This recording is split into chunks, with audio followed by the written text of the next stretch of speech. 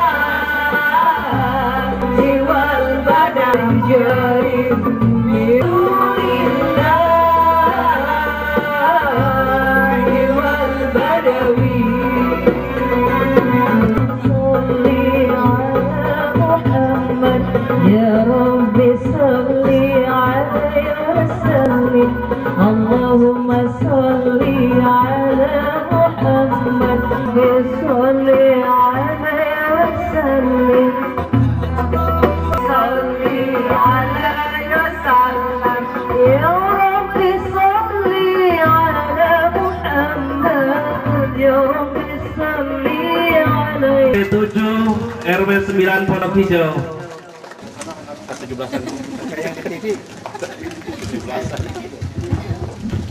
Baik hadirin sekalian, pita dan pelepasan balon ini pertanda bahwa Masjid Pondok Hijau telah diresmikan. Dan tadi kita mendengarkan sambutan berikutnya serta acara berikutnya. Nanti ada serah terima ADART, kemudian juga ada pemberian ucapan terima kasih kepada usia Bapak Profesor Dr. Kamarudin Hidayat. Kami persilahkan.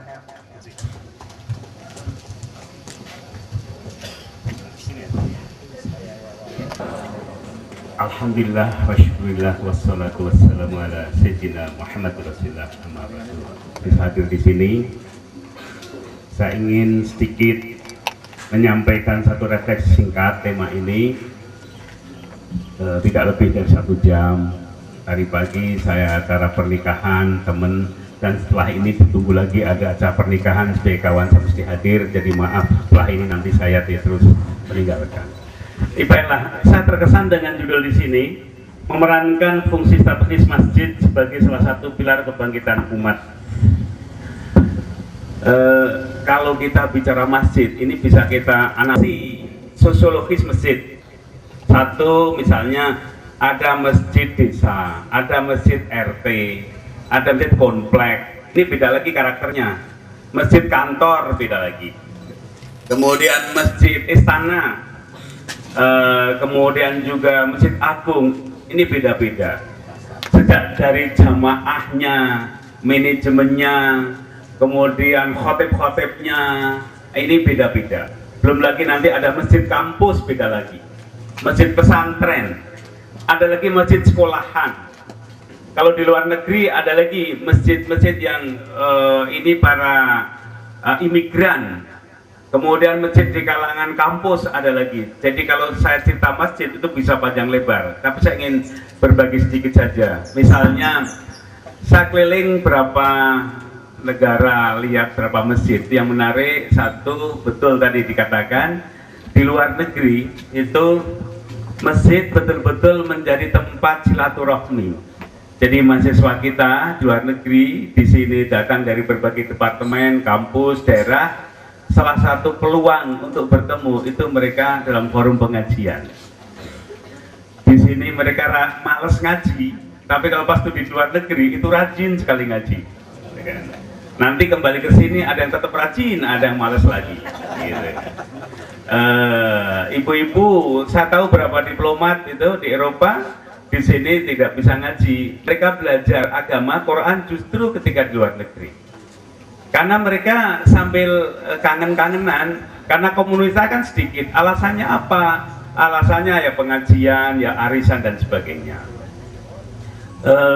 Kemudian ada lagi masjid yang di Eropa pada awalnya ya, ketika Islam berkembang di Eropa, yang menyebarkan itu bukan para intelektual, bukan. Tapi yang menyebarkan itu para imigran. Jadi kuli-kuli kasar misalnya dari awalnya ya, dari Turki, dari Palestina, dari Pakistan, mereka imigran di Lebanon di sana. Kemudian mereka umumnya satu hal yang ini unik dalam Islam, mesti mendirikan institusi salat Jumat. Di mana umat Islam berada pasti ada acara salat Jumat. Biasanya pertama itu nebeng di rumah siapa sambil di halaman, tapi lama-lama mereka beli bangunan. Belum lama ini saya ke Amerika, lihat masjid. Yang menarik apa? Yang dibeli itu bekas gereja. Itu tuh banyak sekali. Mengapa? Karena gereja itu kan banyak sekali sektenya. Jadi kalau gereja itu beda dengan masjid. Kalau masjid itu siapa saja bisa jadi satu karena tidak ada member. Tapi kalau gereja itu ini sekte apa itu tercatat. Nah di antara sekte-sekte itu ada yang pindah penghuninya sehingga kemudian kosong. Nah yang kosong itu kemudian biasanya dibeli untuk kepentingan umum. Jadi pemerintah setempat mengizinkan membeli bangunan itu untuk umum yang memang dari awalnya izinnya untuk umum. Entah itu untuk sekolah, dan sebagian untuk masjid. Karena parkirnya dan sebagainya. Jadi di luar negeri banyak gereja-gereja itu yang kemudian telah berubah jadi masjid. Kemudian yang berikutnya, ketika imigran-imigran itu pada sholat Jumat, orang-orang asing itu heran. Ini apa, agama apa, adegan apa, mereka nonton itu. Kemudian lama-lama mereka belajar. Jadi di balik peristiwa 9 September 9/11, tapi awalnya sebenarnya ketika dimulai revolusi Iran, itu masyarakat Barat itu kaget. Ini kok ada bom kaitkan dengan Islam, ada bom kaitkan teroris, ini apa? Sehingga mereka bertanya, ini gimana hubungannya? Nah kemudian para intelektual Muslim, mereka menjelaskan ada bedanya antara terorisme, radikalisme, dan Islam. Jadi di balik peristiwa 9/11 itu sekarang terjadi yang namanya seminar, workshop, perguruan tinggi, kuliah Islam itu luar biasa berkembang. Dan bersamaan dengan itu masjid-masjid berkembang. Jadi kalau Bapak Ibu ke Eropa, Amerika, semua universitas yang paling bergengsi mesti ada Department of Islamic Studies. Itu pasti ada. Kalau fakultas belum ada jurusan studi tentang Islam, itu belum dianggap, belum itu ketinggalan zaman. Bapak bisa berkunjung kemana saja paling bergengsi, mau Chicago University, mau UCLA, mau mana saja, itu pasti ada Department of Islamic Studies. Dan yang menjelaskan siapa? Para intelektual Muslim, baik dari dunia Islam, maupun juga sarjana-sarjana Barat yang belajar Islam. Nah bersamaan dengan itu maka kemudian bermunculan masjid-masjid. Jadi kalau masjid di sana, itu memang fungsinya tempat seminar salah satunya. Tidak sekedar untuk sholat, di samping sholat, tapi masjid itu adalah pusat pertemuan, silaturahmi, dan diskusi. Nah ini menarik sekali. Dan kemudian para imigran-imigran, pertama mereka kuli-kuli kasar, yang saya amati di Jerman itu. Di Jerman itu banyak sekali imigran-imigran Turki. Mengapa? Karena dulu ketika Perang Dunia Pertama ada kerjasama kan Turki-Jerman, sehingga ada hubungan baik. Nah nanti generasi berikutnya itu mereka anak-anaknya tetap Muslim dan pendidikannya tinggi. Oleh karena itu banyak sekarang ini para mubalek-mubalek intelektual Muslim di Amerika yang menjelaskan Islam, tapi backgroundnya itu bukan dari pesantren, bukan sekolah agama, bukan. Tapi mereka itu intelektual, belajar sendiri, dan kemudian ngambil studi-studi di perguruan tinggi. Makanya hal yang menarik, kalau dakwah di kalangan masyarakat Barat itu memang lebih intelektual. Karena yang dihadapi itu masyarakat yang sedang diskusi, yang dihadapi masyarakat yang memang intelektual, sehingga buku-bukunya, cara dakwahnya itu lebih intelektual. Tidak ada kemudian demonstrasi ramai-ramai gitu, tidak ada. Itu langsung urusan hukum, itu langsung urusan polisi di sana gitu. Jadi kalau di sini masih seneng ramai-ramai, teriak-teriak di jalan, di sana tidak ada. Di sana dakwahnya lewat seminar-seminar, diskusi atau nulis buku, karena masyarakatnya itu beda dengan di kita. Nah, ini satu contoh saja bagaimana masjid itu beda-beda karakternya. Di Aceh, di Padang, di Jawa itu masjid juga beda-beda. Misalnya masjid di sekitar sekolah. Jadi masjid itu fungsinya bagian dari sekolahan. Sekolah yang bagus dianggap belum komplit kalau belum ada masjidnya, misalnya. Tapi ada lagi juga kemudian memang masjid untuk desa.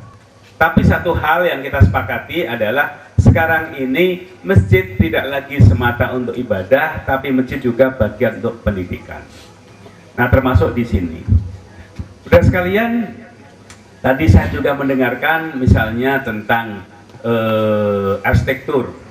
Kalau kita pelajari ya namanya masjid itu unik sekali. Pertama yang hakikat masjid itu apanya? Hakikat masjid itu ya sholatnya tempat bersih hadap kiblat itu. Selebihnya itu kan budaya. Karena dalam masyarakat Arab waktu itu zaman Rasulullah itu kan belum ada bangunan-bangunan arsitektur seperti ini. Ya ruang terbuka saja. Bahkan pusat puncak tempat ibadah itu kan di Mekah. Di Mekah itu hanya Ka'bah saja. Di atasnya langit. Kemudian orang menghadap ke Ka'bah. Itu aja. Jadi puncaknya dalam Islam itu sungguhnya ya Ka'bah itu. Kalau tak kemudian kok ada bangunan-bangunan, itu sudah budaya, itu peradaban. Itu bagus. Tapi harus kita bedakan bahwa itu adalah produk peradaban. Karena produk peradaban maka boleh berubah-ubah.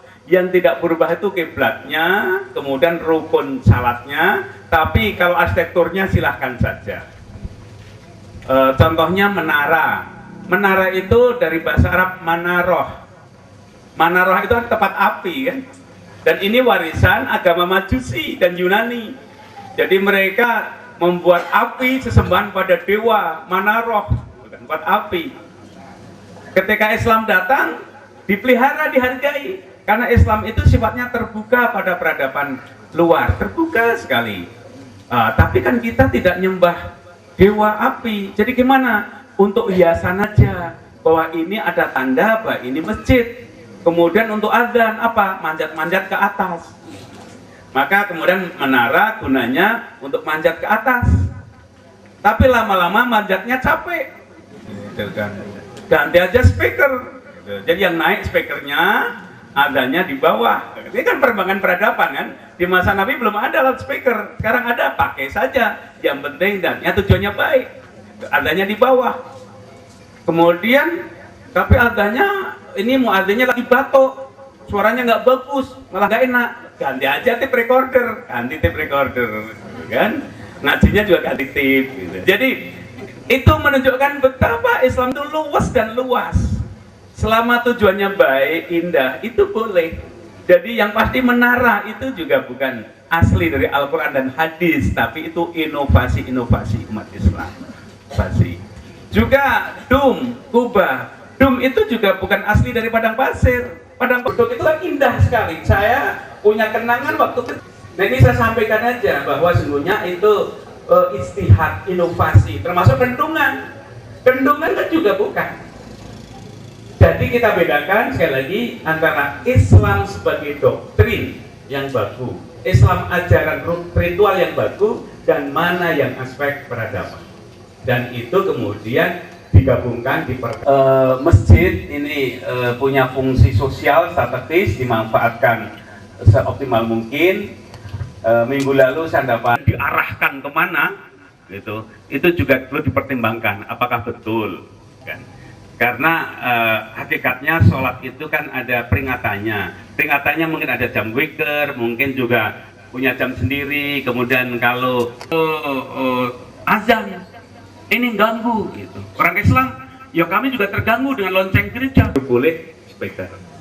Tapi bagi komunitas yang muslim ya mungkin pagi boleh, pagi bicarakan baik-baik dan permisi.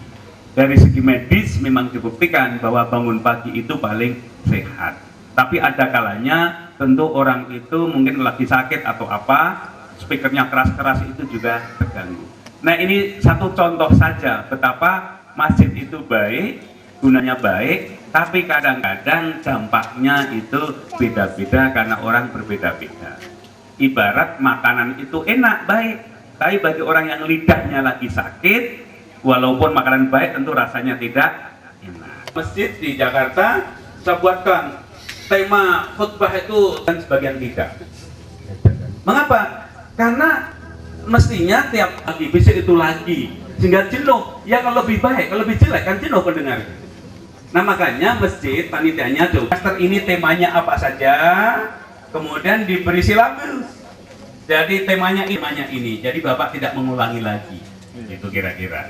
Khutbah Jumat lebih-lebih itu menjadi betul-betul kuliah umum. Bayangkan kalau itu dikelola dengan masjid itu bukan memberikan suasana damai. Ada menjelang pemilu ditumpangin dikit oleh politik. Nah ini maca itu kurang benar itu. Jadi ruang yang begitu suci, ibadah yang suci, tapi kemudian digunakan untuk politik-politik itu kurang bagus. Ya bicara aja yang umum-umum tentang etika, amar ma'ruf dan nahi, sehingga jamaah saya nyesel sholat Jumat di sini. Tapi mau pindah lain waktunya nggak ada, mau terus juga terganggu. Nah ini masjid kan bukan penyebar damai, tapi malah gelisah.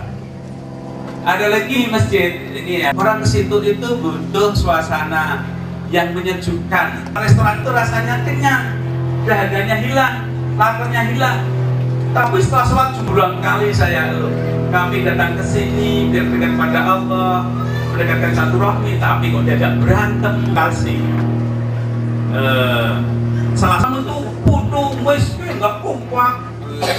Sebagaimana Nabi sudah bersabda akhir zaman umat Islam udah begini. Coba lihat karangan kita, sudah tidak dipandang. Jadi jendela dibuka, pintu dibuka, jangan salahkan kalau maling masuk. Orang pun tidak lebih dasarnya maling, pintu terbuka, ya masuk. Begitu juga bangsa ini. Jadi kalau bangsa ini maju pendidikannya, warganya kompak, maka orang buru-buru salahkan orang lain. Introspeksi pada diri kita sendiri. Peristiwa Isra Mi'raj itu yang sangat monumental, itu memang kasih sayang agar manusia, agar kita itu selalu menghubungkan diri dengan Allah. Sholat mengikat, menghubungkan kasih sayang di antara kita. Sholat ada. Jadi ketika kita sholat itu kita berdoa. Jadi ketika kita sholat, kita itu meninggalkan ruang kerja kita, meninggalkan kerjaan, visi kita. Ya Allah, aku datang. Karena ruangnya untuk sholat itu nanti lingkungannya itu akan menyimpan aura-aura. Itu beda auranya, vibrasinya dengan rumah yang kerjanya untuk tengkar melulu. Itu pasti beda energi. Makanan dia di Pondok Indah di PIN sambil ngaji surat pendek. Jadi Islam Indonesia itu unik sekali, luar biasa uniknya. Dan mal-mal sekarang ini kalau tidak ada tempat duduk di beberapa sekolah bangun masjid itu cepat sekali. Ini di madrasah bangunan masjid cepat sekali. Orang tua juga mau untuk infak zakat saudara. Nah yang berikutnya berdoa itu kemudian kita hubungkan dalam diri kita itu ada namanya rohani.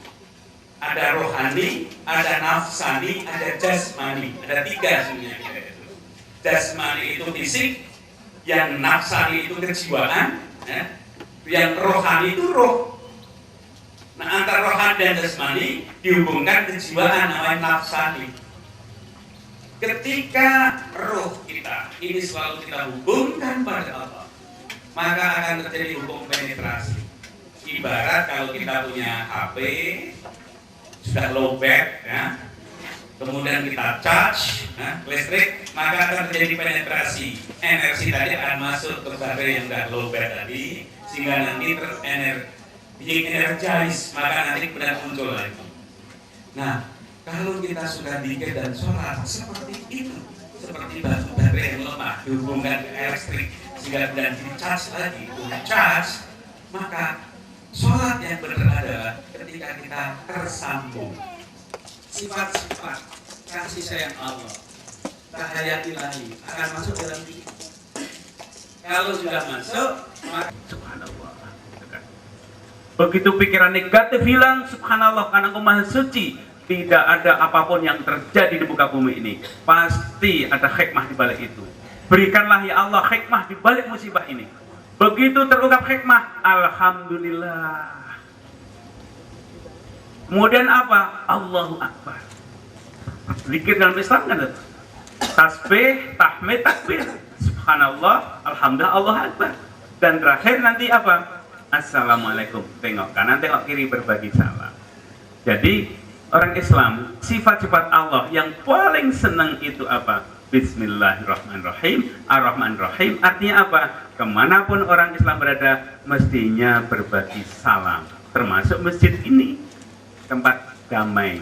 Orang yang datang mendapatkan kedamaian, pulang dari sini juga berbagi kedamaian. Tapi damai tidak berarti lembek. Tidak berarti lembek. Kalau ada kesalahan, ya diluruskan dengan baik-baik. Jadi jangan diartikan damai itu berarti tidak tegas. Seorang guru yang baik kadang-kadang tegas pada muridnya, tapi apa? Karena cinta kasih pada muridnya. Seorang dokter yang baik harus ramah, kasih sayang, baik, tapi dibalik kebalikannya, seorang dokter harus tegas. Kalau perlu amputasi, amputasi. Suntik ya suntik. Tapi itu semua diberikan dengan cinta kasih. Jadi orang Islam itu damai, namun damai disertai ketegasan. Jangan sampai kehadiran masjid, kehadiran orang Islam itu menjadikan problem. Masjid umat Islam harus menjadi part of the solution for this nation. Jadi bagian menyelesaikan bangsa ini. Mengapa? Karena mayoritas umat Islam Indonesia ini ya, mayoritas warga negara. Oleh karena itu, baik buruknya bangsa ini akan dipengaruhi